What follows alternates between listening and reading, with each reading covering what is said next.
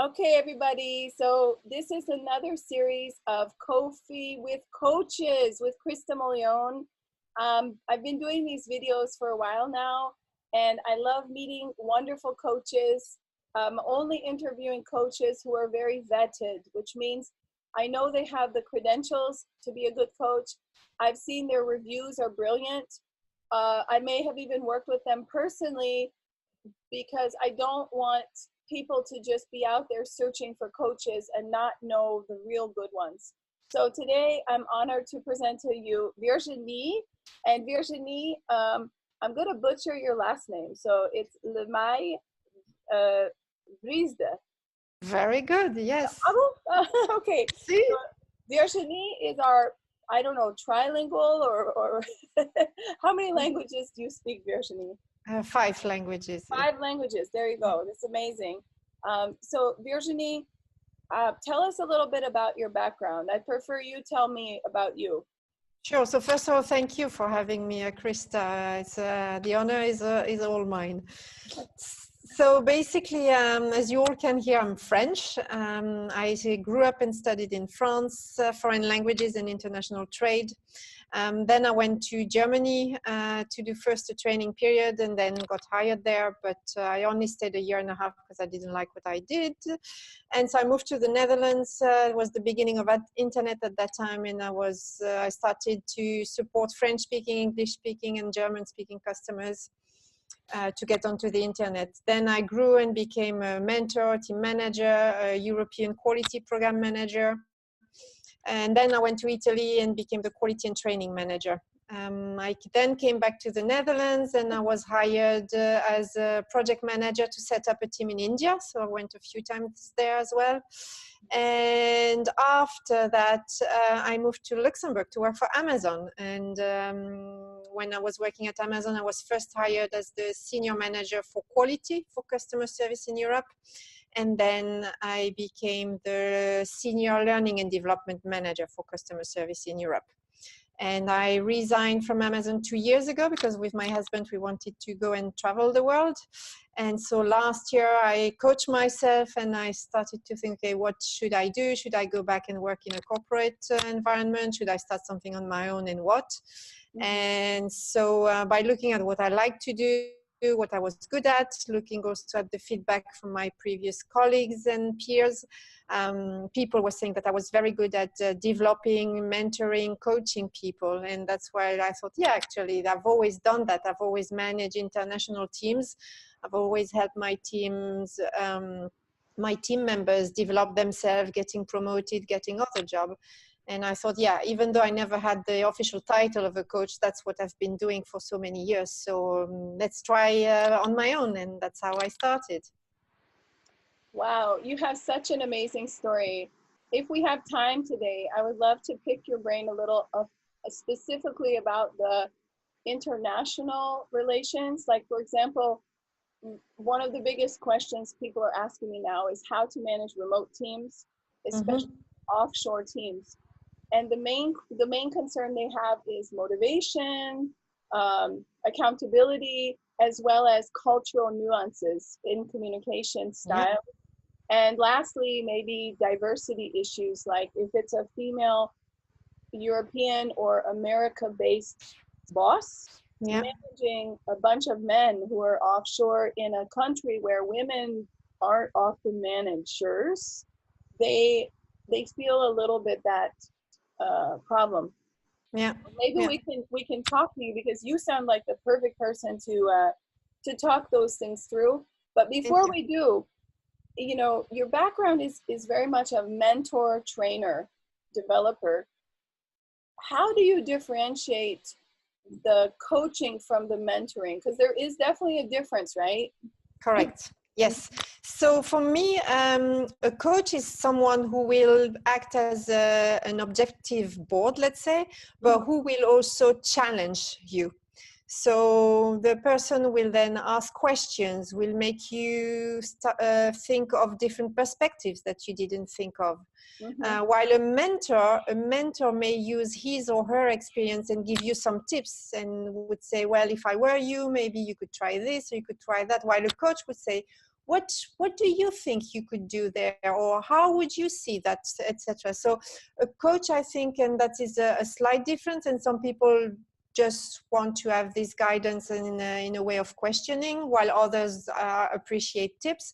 That a coach will probably be a step further away by really trying to not to say anything, but just questioning and challenging and helping the person taking other perspectives, while a mentor would be more, not going to say take your hand, but he or she will then make some suggestions at some point. He will also ask questions, but he or she will also make suggestions. And I think that's where the main difference is.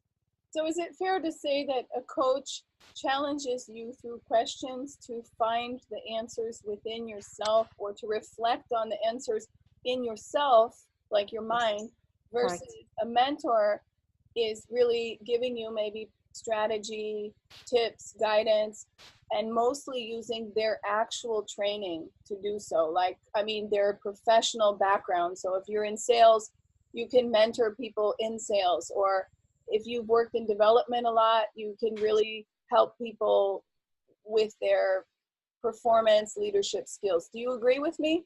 Yes, I do. Yes, I do. And so, for instance, when I was in Amazon, I was lucky to have two mentors.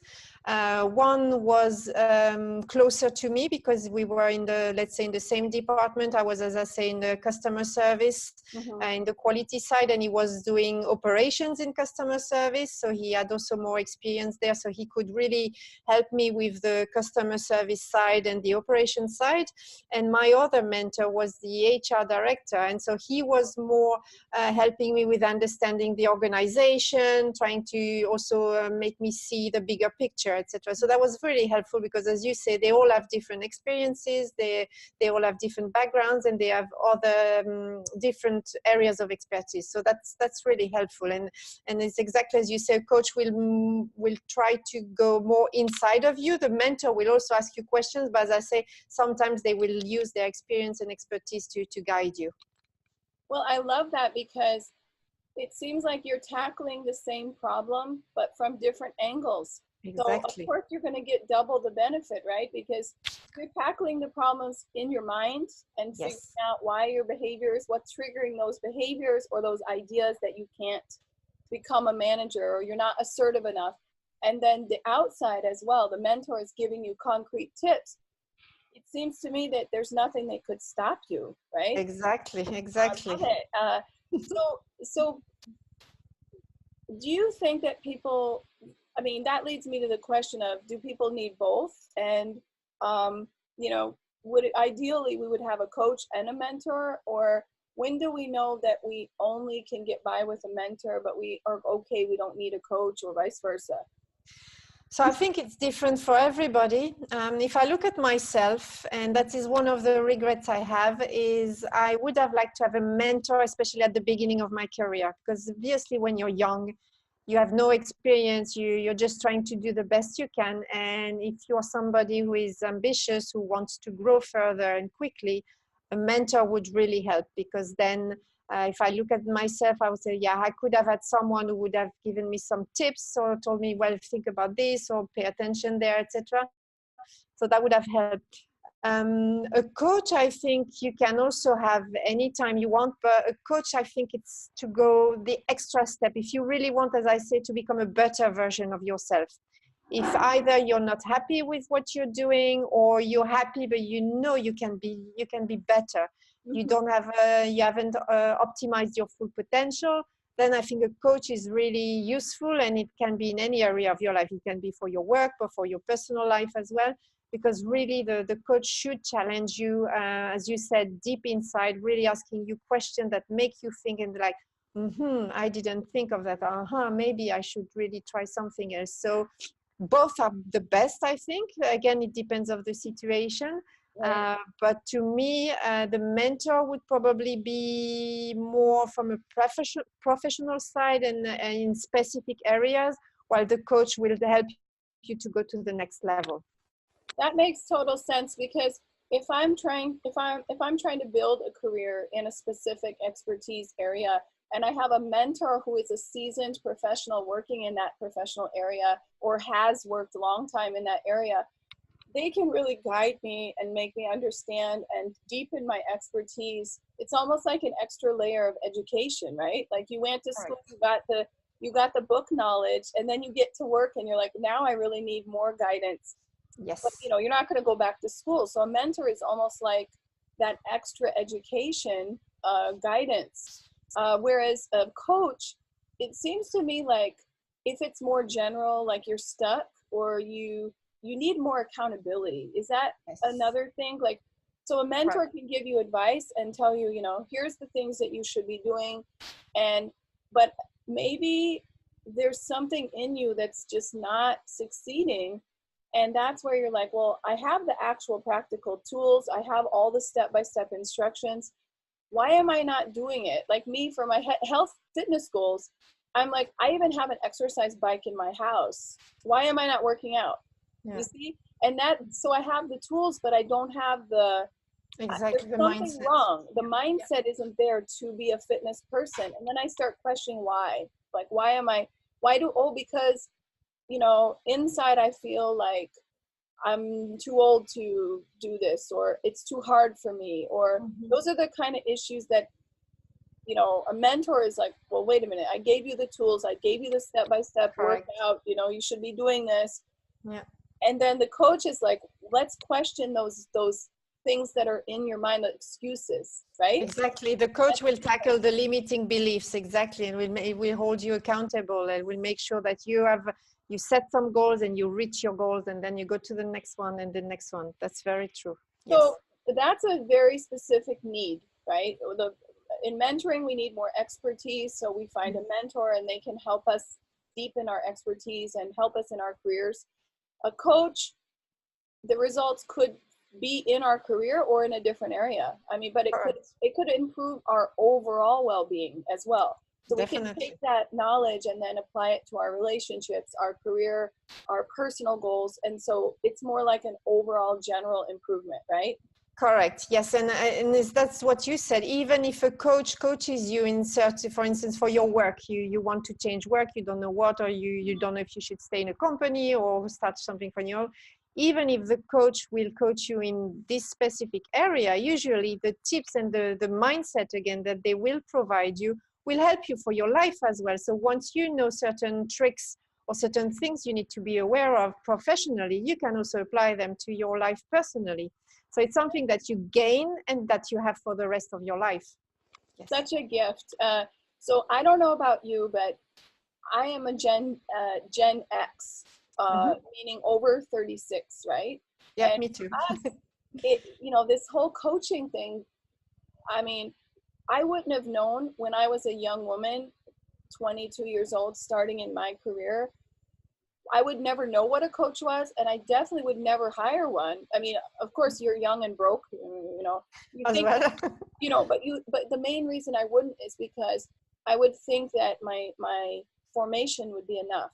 My studies that I had learned, my skills that I was getting would be enough, and that I'd be learning as I go. Whereas a lot of young people now admit that they have no idea what they want to do with the rest of their lives. Whereas I think our generation, that's how I feel. So I'm not going to assume it was the same because you grew up in a different culture than me, maybe at that age. But I remember, you know, at 22, I was working in Germany. And I remember having a lot of doubts. Like I finished my studies, but I wasn't quite happy. Then I went to work. I loved certain things, but other things I was like, why don't I like this? Isn't this the career I always wanted, right? And that made me question my self identity even. It went way deep because I was like, well, you know, isn't this happiness? And I kept trying to convince myself.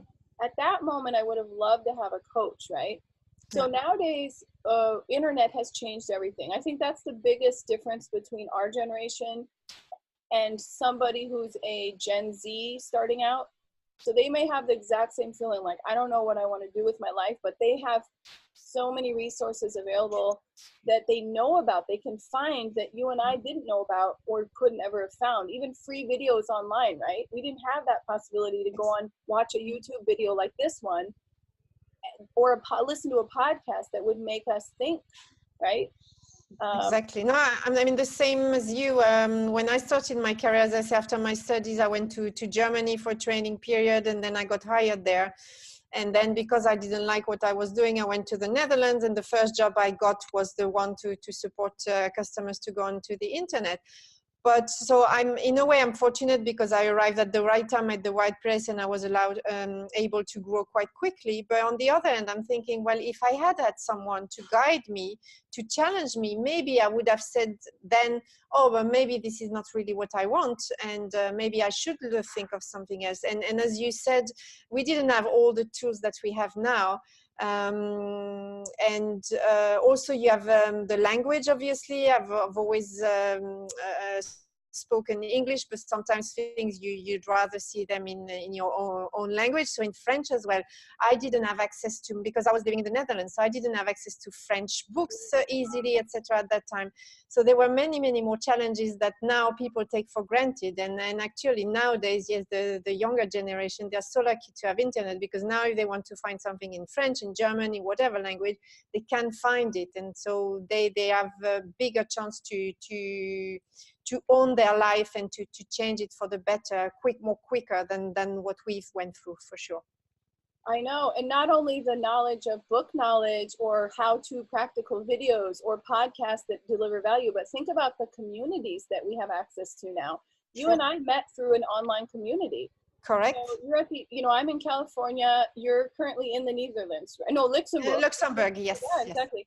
Yes. So this is just such an amazing time for personal and professional growth, yes. Because you can really reach your full potential if you go out and seek. You have to go out and seek information, yes. But that will help you figure out who you want to be, and most importantly, what are your personality strengths. So I think a mentor may or may not, they may give you feedback, but I think a coach will pull out the actual raw basic qualities of yourself, yes. That a mentor may not see, because they see you as a customer support manager. They don't see you as a human being, a person. You know what I mean? I hate to say this, but it's true, right? I mean, no, I see you as my colleague, and I see you in that setting. I don't see the big picture. So a coach looks at the big picture and then can figure out, like, what are your strengths? What are your weaknesses? What are those beliefs you really carry? What are your values as well? You don't do that at work. You have to go beyond. That's true. No, it's very important. But it will translate back to work. That's the beauty. That's the beauty of coaching. Yes. So we're saying, like, people have access online now. They're very lucky. But that's probably not enough information. I mean, do we just go to Google and type in coach, or we go to Facebook and say, hey, does anyone know a coach? We'll get bombarded with information. So what are some of the ways that that we can maybe filter out the more qualified coaches, and then the type of coach we're looking for as well, right? Do you have any recommendations, places that we might find you as well? So I would say LinkedIn is a good place to start, and you have people like yourself or myself who post on a regular basis, so you can get an idea of who the people are, how they communicate, what topics are they experts in, etc. And I think it's really important to follow them, not just once, but on a regular basis, because then you really get the big picture of who this person is. And nowadays, as you know, there are lots, so it's not only the written content, but also the videos, so you discover a bit more about the person as well. So that's one way I would suggest. Obviously, you can search on Google if you type a certain type of coach you're looking for. Like for myself would be leadership coach. You probably would find me. Mm-hmm. But also you have some websites that are upcoming, like coachinghub.us, that will gather all coaches, so that if a company or an individual searches for certain types of coaches, that will be easier to have that one place that holds the coaches. So there are different ways. Obviously, if you prefer to have face-to-face coaching, then you need to look closer to where you live. But if you're open to have coaching sessions like what we're having now, where we're discussing via video, now the world is too small. It doesn't matter if you have someone who lives next door or someone who lives on the other side of the world. You can definitely have coaching sessions like that as well. So that would be my few suggestions. I love it. I mean, I'd add to that maybe the certification programs too, to look a little bit. Sure. So if you're really serious about finding a type of coach, you know, there's different certification programs online. So if you want to check credentials, correct, you can figure out, you know, and I'm gonna say this. Some people are telling me, well, if you didn't go through this certification program, you're not a real coach. And I think it's personally a myth, because if you're following that person's content and you see their expertise every day, they're putting it out there, they're showing you what they can do. Are you going to worry about their credential? I mean, isn't that enough? So I guess I can't judge for everybody. However, it is true, there are people out there who are calling themselves coach, who, you know, you can quickly figure out they're not really coaches, because they don't have any credentials, and the content they're putting out there shows that they don't have that level of expertise. Exactly. So I think it's easy that way, right? That's the beauty of the internet too, is to see that visibility on their profile on LinkedIn. Are they posting really good articles and posts that go deep into showing who they are, and the same with their videos? If not, where's the substance? I wouldn't hire them. Exactly. And back to what you were saying, certifications are of course important, but I would not, personally, I would not take someone who just has the certification and no experience. And I'm just going to take a very simple example, like with a plane pilot. If you have a pilot who just has the paper that, yes, he can fly a plane, but has never flown a plane actually, or rather than having someone who has flown a plane for many, many hours and maybe doesn't have a certification, which I don't think is possible, but who has a certification that is 20 years old, well, I take anytime the one who has flown many, many hours to the one who just has the paper but no experience there. And the coach, I think, is the same. So I think besides asking for credentials and following that person for a certain amount of time to really make sure that their content sounds authentic and legitimate, the third thing to figure out if that's a good coach for you is to ask about their number of hours actually coaching, right? Like, have you been coaching, like, since you completed your certificate program, how many clients have you coached? How many hours coaching do you have under your belt? Do you have referrals?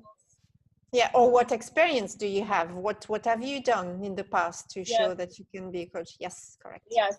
So I think those three things go hand in hand, because like you said, the pilot is a really good analogy. We don't want to end up being the guinea pig. And if we are, they better not charge us any money. Like, you're going to charge me money to test out your skills? I don't want to be in that airplane. No, exactly. You have to be very careful. So that's another thing, is finding the synergy with a coach. So obviously it's such a very personal thing. So today we're talking mostly about coaching. With mentoring, I don't think the personal connection is important, but sometimes I feel like a mentor, it's easier to overlook their personality because I'm focused on their expertise, and I have respect. So first and foremost, I trust and respect this mentor. So I'm just like letting them tell me all their expertise, tell me their tips. Whereas a coach, it can get really personal. So it's a different level of engagement, intimacy. Yes. So what I'm wondering is, besides watching their content, figuring out what their true experience and credentials are, how do you figure out if the client is really a good fit for you? Well, that's a great question. So I would say what I do is always try to get in a 45-minute discussion with the person first. Again, as you say, to see if it's a fit, because obviously we are 7 billion people on this planet and everybody is different. So you cannot get on well with everybody. So you need to make sure that the client can be open with you and trust you. But on the other hand as well, you need also to ensure that you have the right person in front of you. For myself, for instance, I like to work with people who are doers, who are action takers, who are not afraid to say, okay, tomorrow if I'm starting, then I will start, and not someone say, yeah, I don't know, yes, I want to change, but I'm not sure. this is not what I'm looking for, because I know I can help people the best if they are really action takers, and I can really work with them and coach them and guide them.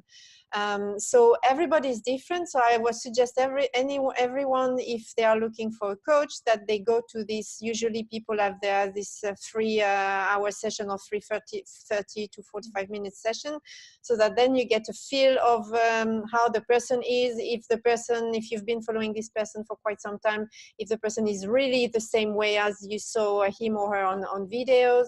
And again, if you have this click. If not, then there's nothing wrong, because as I say, we don't have to get on well with everybody, and that's fine. It's better to find out after the first 30 minutes rather than after 6 months, for instance. So it's much better to find that out soon. But if you feel like, okay, I'm hesitating between 2 or 3 people, get on a call with them, try to speak to them and see where you have the best click. Because as you say, you need to trust that person, because you're going to sometimes exchange some very confidential information. So you need to make sure you can trust the coach, so that the coach will keep for himself or say whatever is being said or discussed. And then again, that you can really work together as a team, and not just like the type of pushy stuff that the coach may want to do or not. So it really needs to be a two-way collaboration, and really a trustful and a respectful relationship for sure. Yes. I love it, because you hit on 2 really important points. Is first of all, trust, because if you are going to lie to your coach, there's 0 way that the coach will be able to help you. Exactly, because you're not going to tackle the real problem if you don't. You're going to lie. You're not going to really tell the coach what's going on, because you don't feel that level of confidence. Then there's not any point in hiring a coach. So guys, you have to be honest with the coach. And not only that, you have to be honest with yourself. Do you agree? Because some people are kind of lying to themselves. So they're telling, oh, I want to be this, high paid manager. But then when they look deeper, they really don't want that. So they're kind of lying to themselves, because maybe they're so insecure about themselves that they feel like society respects high paying managers. So they put it in their head that I want to be a high paying manager. Yeah. Or pressure from the family, for instance, who says, yeah, I want my son or my daughter to be a high manager. Yep. Yes, or certain cultures. So in certain parts of the world, and notably India, China, a lot in Asia, it's very common for the parents to put enormous pressure on their children. Correct. And really direct their careers. Like, you will complete medical school, you'll become a doctor or a lawyer, or a high paid business person. That's it. You cannot become anything else. The family will not let you. So I think that's very important to be really honest with yourself, as well as, so your coach can help you.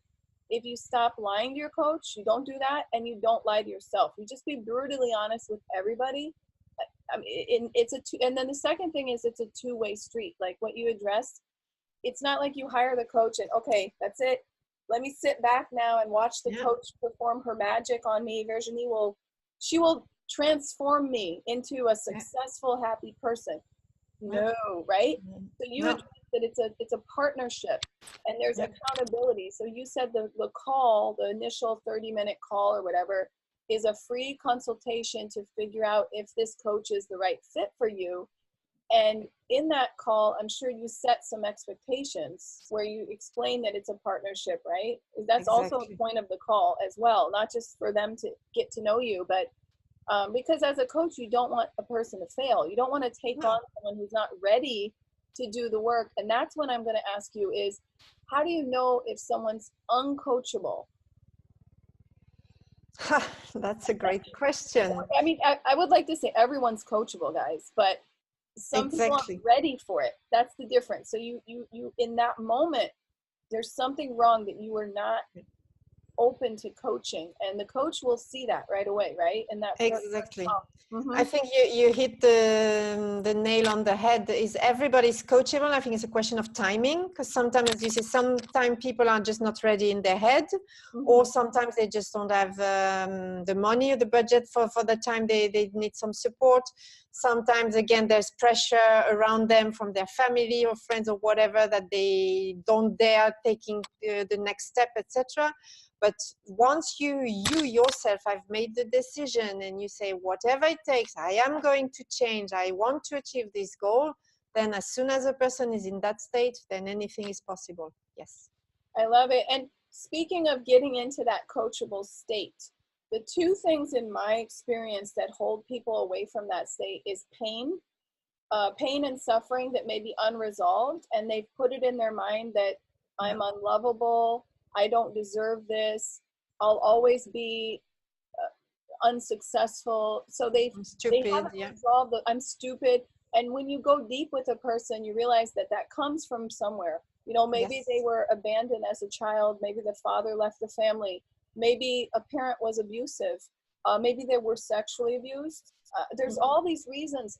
So guys, what I want to say is sometimes the coach, because it's such an intimate relationship, you may touch on the pain part of your life. Even if you think you've dealt with that, you're like, oh, by the way, but those voices, I'm unlovable, I don't deserve this, I'll never achieve this, come from that pain point.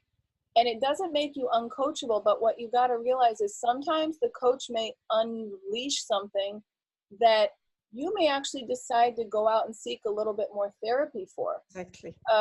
Because you realize that, okay, I actually need to talk to a therapist and work through separately of my coaching, work through my pain and getting rid. Even if they thought, maybe they're 40 years old, they thought that was way in the past, you know, I've dealt with that. No, it comes up because the coach will figure out what voice is holding you back. And that voice may be that little girl who was 6 years old when her daddy left. So, and I think, sorry, Krista, one thing I'd like to add, because you're making an excellent point. A coach may touch on something from the past, but will not deal with your past. A coach only looks at the future.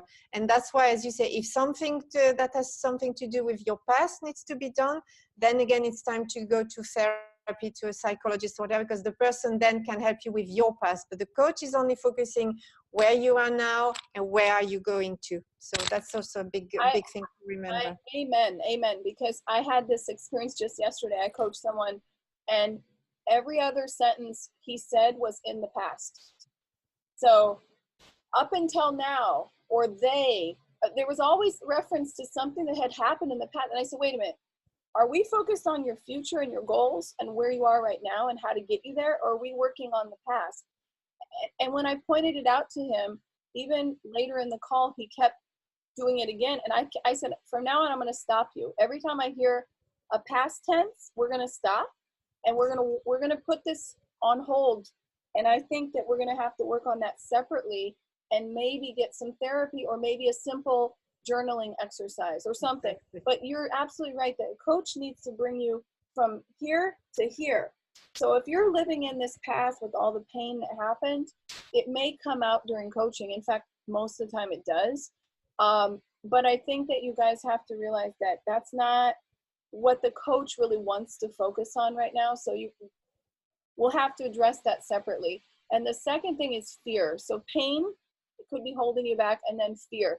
So we deal a lot with fear, don't we, Virginie? I mean, coaching business, if you ask me one thing, pain isn't always the situation. Some people have it, some people don't, but everyone has fear. Do you agree?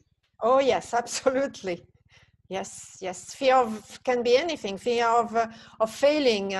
What if I'm not going to make it? What if I can't find a job? What if I don't find the right partner? What if?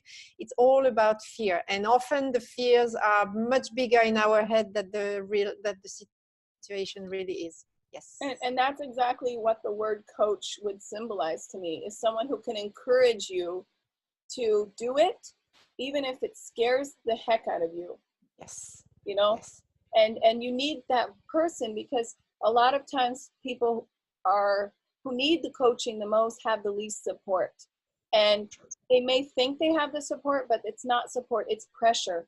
So they have other people around them who are so-called best friends, partners, family, who love them to death. I don't want to say anything wrong, but absolutely are giving them advice that's not good for them. And they have to turn off their environment and be like, what's good for me? Exactly. Right? Yeah. What's good for me? And you need one person dedicated to that question. And sadly, I see a lot of it. It's not the people who love you most. So a coach is the one who pulls that out of you. Like, what's good for only me, without any without any concern for the environment in that very moment. Exactly. Like, Yeah. let's not worry that I'm the breadwinner. Let's not worry that my parents will be disappointed, or let's turn that all off and let's just have a really close up, you know. Exactly. Yeah. No, you Yeah, have to be selfish in that case. You have to you have to be first think of selfish. what you want. Yes. And it's terrifying. It's terrifying, right? It That's is. what a coach really, so I mean, every coach I've spoken with always says fear is a big one Yes, absolutely. I agree. of a I lot of agree. problem. Yeah. Yeah. Well, I hope that this interview has given people a good sense of what coaching is. So to wrap it up, one thing I wanted to ask you is about how to deal with international nuances in mentality, because Mm-hmm. you know we like somebody who hires a coach in America may have different expectations than someone in Europe. We Americans tend to be very fast people who want fast results. Um, so that's an issue that I wanted to ask you about. So if you coach people internationally, have you ever noticed those differences and like how to set the pace? Yes, so as I said, with all my different experiences in the different companies, I've had team members from all over the world under me. I had people from Europe, from US, from India, from Africa, so a bit everywhere. And what I know is, so the coach here in Europe is not as known as in the US. So I think people would be more inclined to take a coach in the US than in Europe. It's coming here, but it's not as fast as over there. But one thing to remember is that, and I know a lot of people want to have results yesterday, but everything takes time. It's just like if you want to achieve a goal, first of all, don't set a big goal. The coach should help you take step-by-step goals to achieve your final goal. That's one. And like everything else, it takes time. You cannot just lose weight in one day or 1 week. You have to put the effort in there. And that's the same for whatever you want to achieve with coaching. If you want to have a better job, a better relationship, a better leader, etc., you need to put the time, and it all takes practice. And as we say, practice makes perfect, or practice makes permanent. So people really have to keep that in mind. And with different cultures, and there I'm going to talk everybody except the Americans, but in Europe or in India, what I've noticed is people are maybe not as fast as in the US, but also with some cultures, and especially Indian people, because I have more experience there, you need to give them time as well to react, because this is one thing as well. Indian people are so friendly, but for instance, it's not usual for them to say no, for instance, or to go against what you're saying. So you need to give them time to, first of all, digest the information, and to tell them it's okay if you disagree. It's okay if you didn't think of that. So that again, they have time to really reflect, and after, once you have built that trust, they will be able to tell you, well, yes, you're right, I don't agree with that because this, that. But this will not happen from one day, because again, that's not first their culture, and you need to show them that they can trust you as a coach. So with different cultures, yes, you need to be mindful of that some cultures need more time.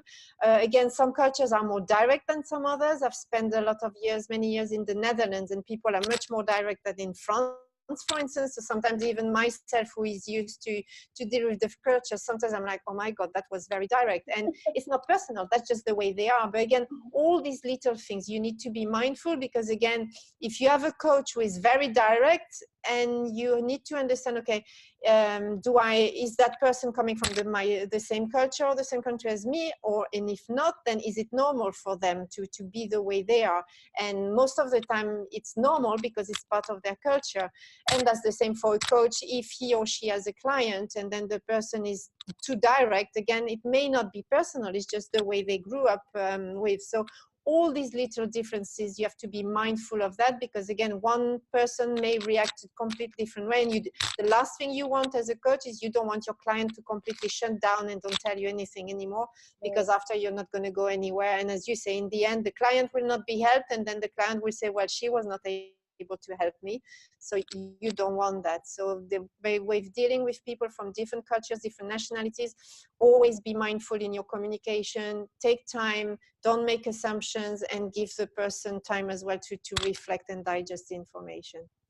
Well, I love that, because I think you're the right person to ask with your expertise and your lengthy experience working internationally and dealing with different cultures, different countries, even different languages.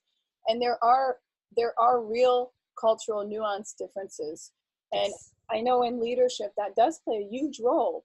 So I know many managers now have the dilemma about how to manage outsourced teams and be a good leader and do performance and motivation and just miscommunications to minimize miscommunications and expectations, because like you said, an American manager will expect instant compliance. They'll be like, okay, why didn't I get this yesterday? Whereas it may not be a lack of performance. If it may be that that's the way it's done in this other culture, that things are done in a longer time frame. Or I have a friend who's a coach in Dubai, and she told me that in Dubai, it's about trust and they want to see you personally. So they'd rather that you fly over there and meet in person. And then that's where the real magic happens. And then afterwards, they become very, very loyal and trusting, but they don't really like, oh, let's just have a remote phone call. They're not really like that. That's not part of their culture. And secondly, the meetings are very long because they don't want to just get down to business. Americans are, a lot of times they walk in a room and they barely say hello. They're like, okay, let's start the agenda. What's the meeting? And, in 30 minutes, I got to take my break. And in Dubai, it's like, no, we're going to sit down. We're going to have tea. We're not going to talk business at all for the first hour. We're just going to make polite chit chat and respectful chit chat. And then you wait for them to talk business. Exactly. It's considered impolite just to walk in and start your business spiel, as we say, right? So it's so interesting that, you have the coaching background, but also this mentoring, development, leadership background, that you would know those things. Yes. And so back to coaching, I think the other thing people ask me is about money. So they're, like you said, we both could have used coaches very early on in our lives. I think almost all young women or young men could use a coach between, age 18 and 25, honestly. But it's exactly the time we can't afford it. So thank goodness we have the internet, and we can go online and find coaches like you, Virginie, or like me, and we can follow those people and start. And on social media, coaches can't give you they can't do coaching for free, but you can reach out on social media. I mean, I get direct messaged once in a while or comments on my videos, and I take the time to respond. So if you're someone who can't yet afford coaching, don't worry about that, because there are other ways. And the other thing I've noticed for younger people is communities. So I'm involved in a few mentorship communities online that are specifically for students or people who are at earlier stages of their career. And so that's another way I can give kind of free expertise, is by you join one of these communities, you post a question, people like me will answer when they have time, and that's great value, right? But for the rest of us, right, for the rest of people who have started their career, are getting paychecks all the way up until very advanced, that's where we coaches can be most valuable one-on-one, right? Yes, so when you have that initial call with someone, and you have to talk to them about the commitment, do you also mention that there is a financial commitment, that they have to put their money into believing that this will work? So maybe not straight away, but then I will kind of tell them, yes, I'm not working for free, obviously. But what I will tell them, if I see they're really motivated, I will tell them, and depending on the time, I will say, well, we can discuss, we can have another call, and then we'll discuss the finances, how we can fit your budget, because some people, they have enough money and they can pay in one go if you have like a 3 months package like I have. Or if they can't, you can say, well, let's see if we can split that in 3, for instance, that you pay every month instead of 3 months. So there's always ways to, because we also know that some people just don't have all the money all the time. So there are always 2 ways to accommodate people, for sure. Yes. Well, sometimes businesses will pay for their executives to be well. coached. So there are budgets available. So Yes. if you're lucky enough to be in a company in a managerial position or a C-suite position, you can always reach out to your HR and find out, is there money available? Just like they pay for executive MBAs, Exactly. So once you're in this company, especially bigger companies, go and check with your HR and say, can I hire an executive coach because I'm trying to really achieve these goals? And who knows, you may be able to get the whole thing paid for, or at least partial reimbursement for the coaching. Correct. So that's another thing. So if you're over 25 and you're started in your career, I kind of budget it between the ages of 25 to 55, because that's where I consider the heart of, mostly you've already completed your university, you're really starting your career, you're in the heart of your career, or you've come to a plateau, maybe you want to transition. You transitioned 2 years ago, and having a coach to help you really make sure, because I'm sure there's this point where you come where there's a dilemma, right? Where you're like, should I go back to corporate job, or should I try something different? And that's the time where you had to do your most soul searching, right? To figure out, what do you want? A coach could help you. So there's, the sky's the limit, right? We could all use a coach. Yeah, and one thing to what you said is, don't think that your age also is a limitation. Again, it's fear. Some people think, oh my God, I'm 35 or 40 and I'm stuck and it's too late. No, it's never too late. We also have examples of people who are in their 60s and 70s who do things that they never thought they could do afterwards. So maybe, yes, as you say, for coaching, it's maybe late, but maybe not. Again, everybody has their own timing, and for some people it will be when they are 25, for other people it will be when they are 35, 50, it doesn't matter. But as long as you decide and you're ready to make a change, age is a detail. It has nothing to do with what you want to achieve. I love that you mentioned that, because there are maybe people listening who will think, oh, well, that sounds fine if I'm 25 or 30, but if I'm after 35 or 45, then what's the point? And the thing is, we over our course of our lives, we may have the same values, but they may become more and more evident with age, Absolutely. The values, or they change. Maybe, before having children and after having children, suddenly your values have changed, and the job that you were required to travel and work 60 hours a week no longer fits in with your new value of spending time with your children. So then a coach can help you figure out, okay, you don't have to feel lost, and it's absolutely normal and it's okay. Don't panic. We can figure out where to take this so that you can, adapt your work situation to your new values. Absolutely. Yeah, right? Great point. Yes. Wonderful. Well, thank you so much, Virginie. So I am going to put your contact info in the end of the video. I'll talk to you afterwards and figure out how people can follow you. But I highly recommend everyone to follow Virginie. Whether or not you need a coach right now in your lives, Virginie delivers so much value just on LinkedIn. I think you're on YouTube too, right? You have a... Yes, I have a YouTube channel and Facebook and Instagram, yes. Okay. I mean, you're basically very active on social media. So everybody, thank you so much, Virginie, for talking to me today. Merci. Thank you so much for having me, Krista. It was a pleasure to be on your show. Thank you. Thank you.